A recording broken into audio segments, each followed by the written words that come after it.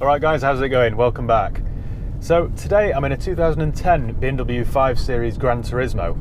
I remember the first time I saw one of these cars back in 2010 and to be honest I was repulsed. I thought it was horrendous. I remember laughing out loud because I thought BMW had lost the plot. I thought it was so ugly and ungainly. I didn't think they'd sell any of them at all. But as is the case with most BMW designs, it's grown on me over time. And I actually think it's excellent. I think it's a very clever design and a very practical car. And even now, 10 years later, it looks like something out of a sci-fi film. It looks futuristic and space age. I think its rarity is quite appealing too because you hardly see them on the roads. Although I'm not entirely sure who the target audience was. Although it's called a 5 Series GT, it's nothing like a regular 5 Series. It feels enormous, this car. It actually shares its platform with the 7 Series and that gives you a good indication of just how big it is. It's massive. It feels very wide too. As I'm driving it now, I can't even reach the passenger side window. So I think it'd be ideal for people who want the practicality of an estate car but don't necessarily want the geeky image. And also people who want an SUV but don't want to be seen in an SUV. And those people exist. This is a late 2009 5 Series GT. This is a 530 diesel, so it uses a 3-litre 6-cylinder turbo diesel engine, which produces 245 horsepower. Now, ordinarily I would say go for the petrol, but this diesel is actually perfect for a car like this. It's so economical you could get from one end of the country to the other without having to refuel.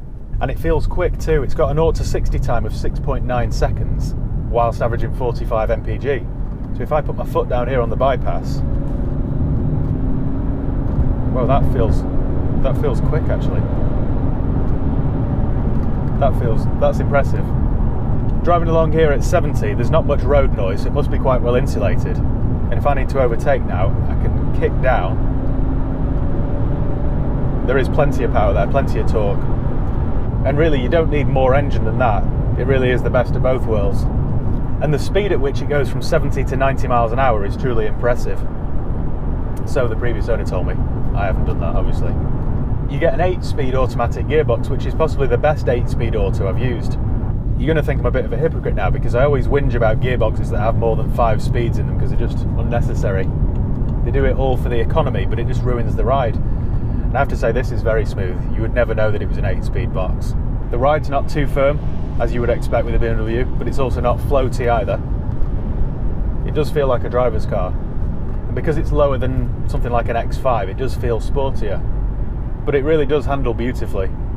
The car gives you the sense that it's happier being thrown around these country roads as opposed to pottering around town. Another interesting design feature is that all the doors are pillarless like you'd find in a coupe, which just adds to its luxurious feel. I think the interior of this car is very impressive. As soon as you jump in this car, straight away it's just like nothing else.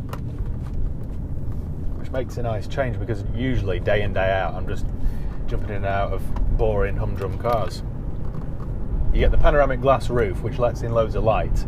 You get the tall roof line, so it just feels really airy and really light. I've got the pale ivory Dakota leather interior, which just feels and looks very luxurious. I think the fact you get so much light in here, coupled with the light interior, just feels very classy and very expensive. Because you've got the tall sloping back end, it makes the boot huge. The boot design's very clever too, because you can open it 2 ways, a bit like a Skoda Superb. You can either open the whole hatch, which makes it very easy to load in big items, or you can open just the saloon chute, like a saloon. Although I'm not sure why you'd choose to open just the boot lid, because it's quite heavy to open and it doesn't give you much access. But anyway, it gives you the option. I suppose in a tight car park or somewhere you might just want to just open the boot lid and just throw some things in. The rear seat design's very clever too because the 2 outer seats are adjustable, so you can slide them forward or backwards to give you more boot space, and they're also reclinable. Reclinable? Is that a word? You can also recline them. You could also just have this with 2 seats in the back and fold the rear seat down and use it as an armrest or a divider for your fighting children. So you do get lots of legroom in the back and a massive boot, so it would make a very practical family car. There's plenty of room for a car seat and a pram in the boot. And because it sits a little bit higher, it's easier to get in and out of, and it also gives you more visibility than you'd get from a standard 5 Series. I like the big screen sat-nav you get. I like the big centre armrest here you get, which has also got a USB and auxiliary point. I love the steering too because it's not too heavy, it's just weighted perfectly. It feels direct. It's rear-wheel drive, this car. To look at it, you would think it was all-wheel drive, but it's not, it's rear-wheel drive. So it does feel like a proper driver's car. I like the layout of the interior too. Everything's easy to operate. Everything's controlled via this iDrive dial. The iDrive system always gets a bad rep. I think it's quite easy to use, certainly easier than a lot of other cars. It's got this dynamic driving control here, so you can select between normal, sport or sport plus. And straight away, as soon as you put it into sport, you can feel the difference. I think if you put it into sport plus, it turns the traction control off too. And the weather is hideous today, so I think we'll leave it in comfort. I also like this storage drawer you get, which is handy for putting your crisps in. I think all cars should have one of those. You get heated seats too, which is very handy for the winter, and because it's a BMW, they always get that hot, you could fry an egg off these seats. So perfect for the high peak area in the winter. The term SUV is overused these days. It's a name that's just thrown at anything that's even vaguely off-roadish. But if you remember what SUV stands for, Sport Utility Vehicle, this car, although technically not an SUV, does feel like a sports utility vehicle. Feels sporty, feels practical, would just make a perfect family car. I always have a whinge about people that buy Nissan Jukes or cash cars because I think it just shows a lack of imagination. I know they might need a big spacious car for the family, but to drive one it's just very boring.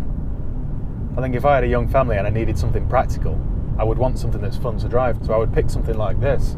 It would make an excellent family car. You get plenty of room in the boot for a pram, you get plenty of room in the back there for a couple of car seats, and yet it will keep the driver happy. It's a win-win, surely. All you'd need now really is a screen here so you didn't have to hear the kids screaming, and it would be the perfect family car. They offer a wide range of engine choices. You can have a 2-litre diesel, 3-litre diesel, 3-litre petrol, or a 4.4-litre petrol V8 with over 400 horsepower. But I honestly think the 3-litre diesel is the pick of the bunch. If you do a load of miles and you want the extra economy, then probably go for the 2-litre diesel. They're okay, they're just not as quick or refined or powerful as the 3-litre. So unless your name's Ebenezer Scrooge or you do 30,000 miles a year, I would always recommend going for the 6-cylinder BMWs, whether it's petrol or diesel, because they're just far better. They're much more how you would imagine a BMW is if you've never driven one before, whereas the 4-cylinders just leave you feeling a little bit cold and empty. The ride's very good too, because it's not too firm. This is only the SE model. You could buy the M Sport model, but honestly that rides like the tyres are made of lead. They've got the ride just perfect with this because it feels soft and supple, but it doesn't feel wallowy. It means that when you go over a bump, you don't shout and swear. Reliability wise, I'm not entirely sure because this is the first 5 Series GT that I've had.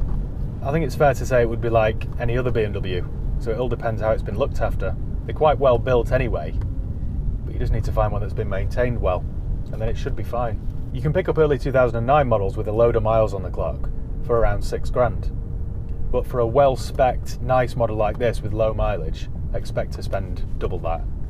Which is the sensible thing to do, because if you're buying an early one with 180,000 miles on it, it's going to cost you a turbo, an EGR, possibly a gearbox, injectors. So you'll soon be up to that extra money anyway, so you may as well buy the best that you can afford. I can't even think of a rival to this car either, because there's nothing else out there quite like it. But all I can say is that if you want a fast, luxurious, practical family car, and you want to stand out from the crowd, you should definitely consider a 5 Series GT. I've been well impressed with it. Admittedly, it's not for everybody. The styling is a little bit out there. In fact, one of my friends described it as fugly. But there are lots of cars on the market these days with that sloped rear end, so it's not as controversial as it was 10 years ago when this thing came out. So thank you once again for watching. Make sure you give the video a thumbs up. Make sure you subscribe if you haven't done already. I'm nearly at 20,000 subscribers, which is just mind-blowing. So yeah, if you've got any questions, leave them below in the comments and I'll do my best to get back to you. Cheers guys, I'll see you next time.